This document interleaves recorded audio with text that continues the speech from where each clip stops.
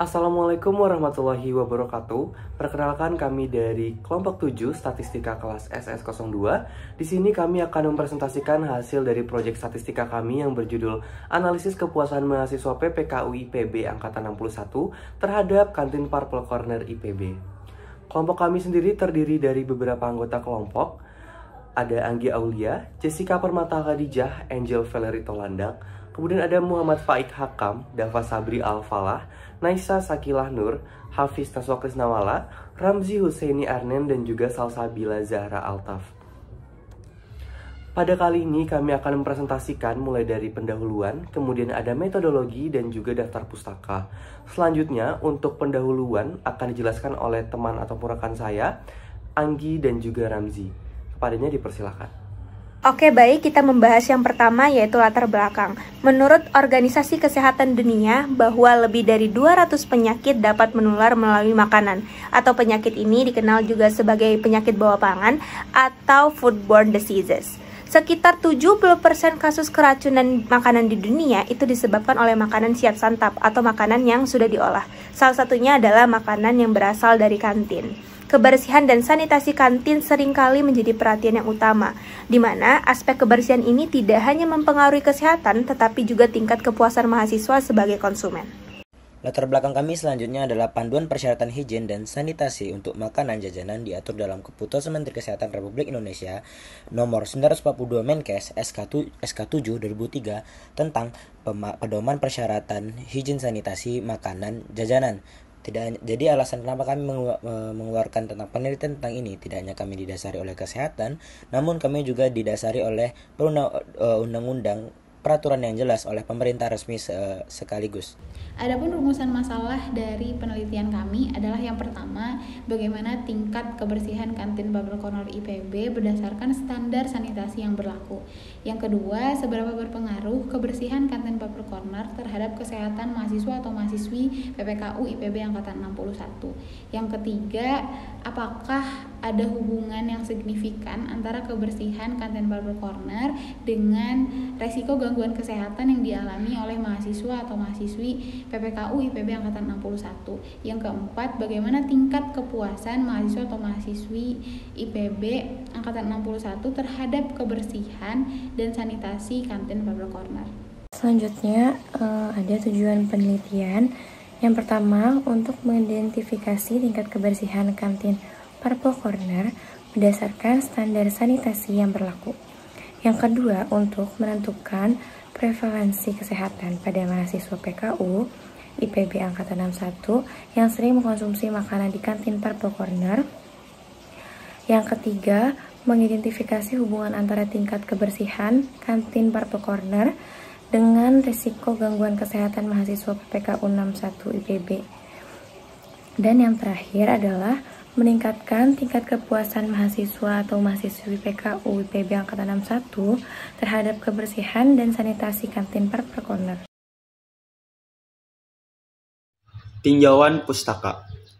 Yang pertama, itu ada kebersihan dan sanitasi kantin. Sanitasi kantin adalah upaya menjaga kebersihan kantin agar warga sekolah aman dan nyaman ketika makan atau membeli jajanan di kantin sekolah. Kantin sekolah memegang peran penting dalam memenuhi kebutuhan makan siswa selama sekolah. Kebersihan dan sanitasi kantin itu memainkan peran penting dalam menjaga kesehatan konsumen. Menurut WHO, dalam laporan Food Safety 2020, kebersihan yang buruk itu penyediaan makanan itu dapat menyebabkan kontaminasi silang yang meningkatkan resiko penyakit bawaan pangan. Ketidakpatuhan terhadap praktik sanitasi makan itu dapat menyebabkan resiko penyakit yang serius bagi mahasiswa yang mengandalkan kantin sebagai sumber makanan mereka. Selanjutnya, standar sanitasi pangan.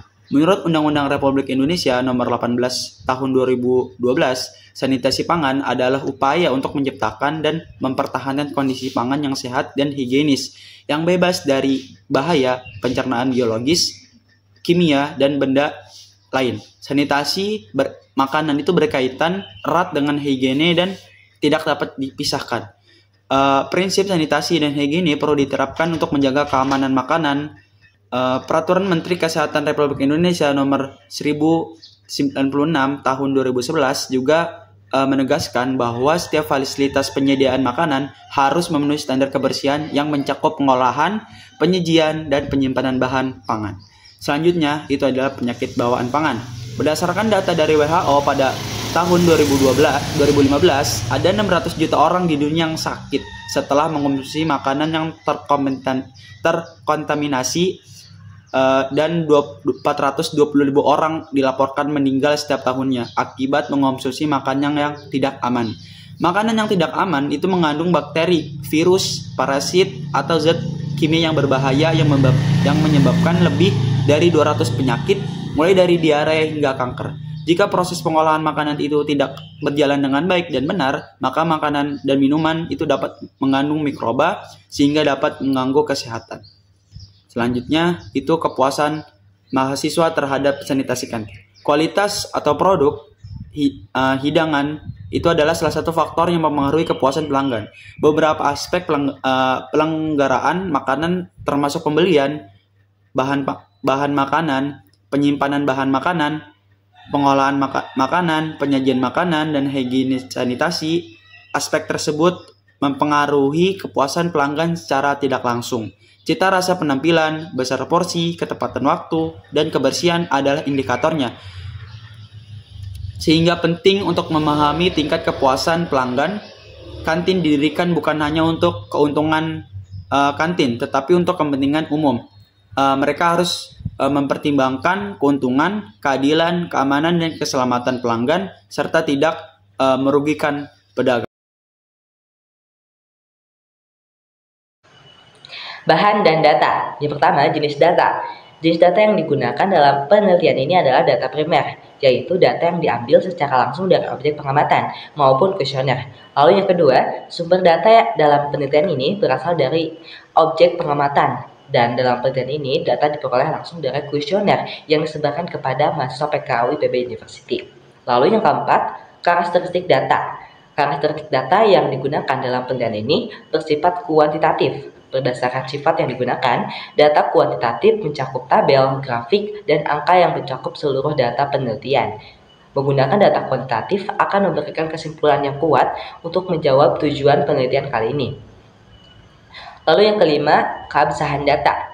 Keabsahan data dapat dipertimbangkan berdasarkan sumbernya yang berasal dari jawaban kuesioner mengenai tingkat kepuasan mahasiswa.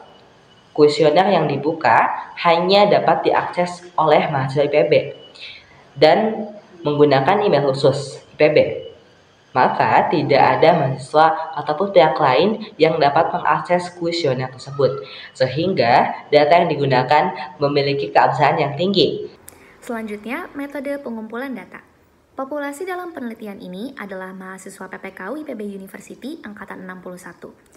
Variabel yang digunakan meliputi pengaruh kebersihan kantin Purple Corner untuk menganalisis tingkat kepuasan mahasiswa PPKU IPB University angkatan 61. Metode pengumpulan data yang digunakan adalah survei dengan penarikan contoh berpeluang atau probability sampling. Dengan teknik sampling yang digunakan yaitu metode penarikan contoh acak bertingkat atau multistage random sampling. Dari seluruh kelas populasi yang terdiri dari 12 kelas SS, 38 kelas ST, dan 3 kelas internasional, akan dipilih 10 kelas SS, 10 kelas ST secara acak, dan juga 3 kelas internasional. Yang selanjutnya akan dipilih 5 mahasiswa secara acak. Kemudian, instrumen yang digunakan dalam survei disebarkan menggunakan media digital yaitu kuesioner Google Form. Yang selanjutnya, penyebaran kuesioner akan dilaksanakan pada tanggal 17 Maret sampai dengan 11 April 2025 melalui WhatsApp. Kemudian, hasil data dari para responden yang mengisi kuesioner akan otomatis masuk ke dalam spreadsheet dalam sistem kami.